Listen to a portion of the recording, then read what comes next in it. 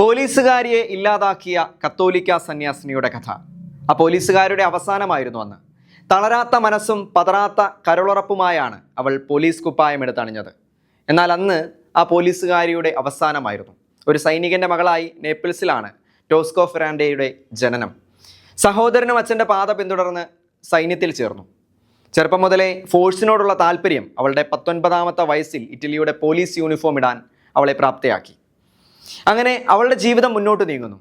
റോമിലെ ടോർപിക്നാറ്റാര പോലീസ് സ്റ്റേഷനിൽ അവൾ ജോലി ചെയ്യുന്ന സമയം അവിടെ ഒരു ചെറുപ്പക്കാരനായ കുറ്റവാളിയെ കൊണ്ടുവരുന്നു. മോഷണ ശ്രമത്തിനിടയിലാണ് അവൻ പിടിക്കപ്പെട്ടത്.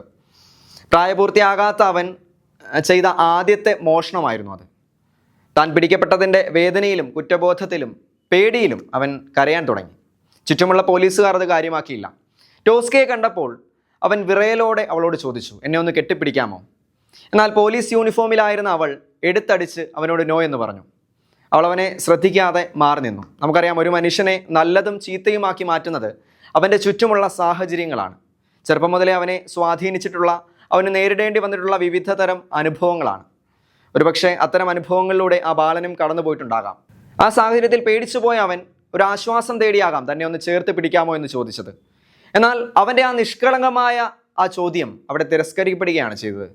ആ ചോദ്യം കൊണ്ടുചെന്ന് എത്തിച്ചതോ ആ പോലീസ് ഉദ്യോഗസ്ഥയുടെ അവസാനത്തിലേക്കും.